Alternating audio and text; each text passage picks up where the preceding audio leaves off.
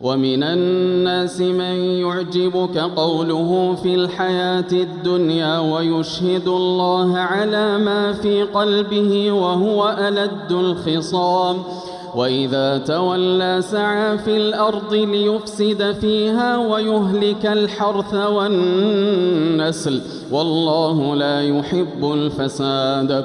وإذا قيل له اتق الله أخذته العزة بالإثم فحسبه جهنم ولبئس المهاد. ومن الناس من يشري نفسه ابتغاء مرضات الله والله رؤوف بالعباد. يا أيها الذين آمنوا ادخلوا في السلم كافة ولا تتبعوا خطوات الشيطان إنه لكم عدو مبين. فإن زللتم من بعد ما جاءتكم البينات فاعلموا أن الله عزيز حكيم.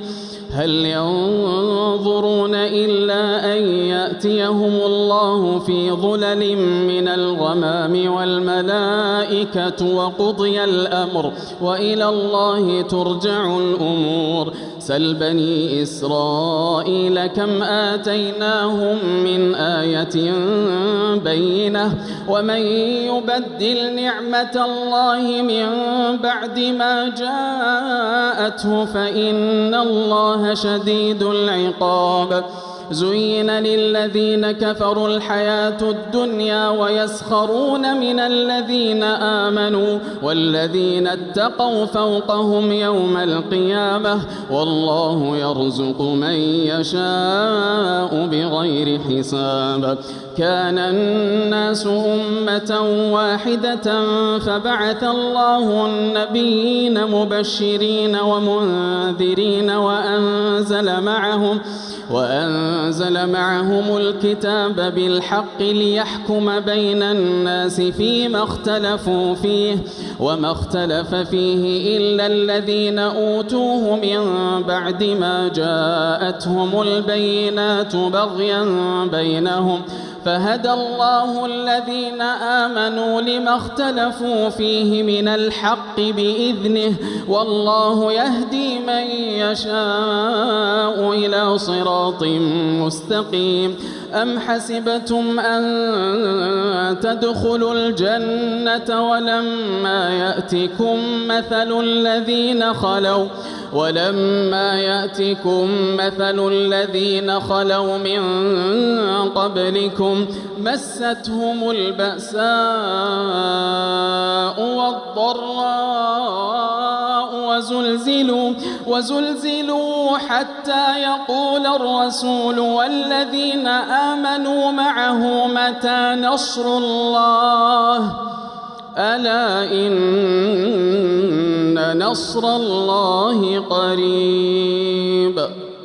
يسألونك ماذا ينفقون قل ما أنفقتم من خير فللوالدين والأقربين واليتامى والمساكين وابن السبيل وما تفعلوا من خير فإن الله به عليم. كتب عليكم القتال وهو كره لكم وعسى أن تكرهوا شيئا وهو خير لكم وعسى أن تحبوا شيئا وهو شر لكم والله يعلم وأنتم لا تعلمون. يسألونك عن الشهر الحرام قتال فيه قل قتال فيه كبير وصد عن سبيل الله وكفر به والمسجد الحرام وإخراج أهله منه أكبر عند الله والفتنة أكبر من القتل ولا يزالون يقاتلونكم حتى يردوكم عن دينكم إن استطاعوا ومن يرتدد منكم عن دينه فيمت وهو كافر فأولئك حبطت أعمالهم في الدنيا والآخرة وأولئك أصحاب وأصحاب النار هم فيها خالدون. إن الذين آمنوا والذين هاجروا وجاهدوا في سبيل الله أولئك يرجون رحمة الله والله غفور رحيم.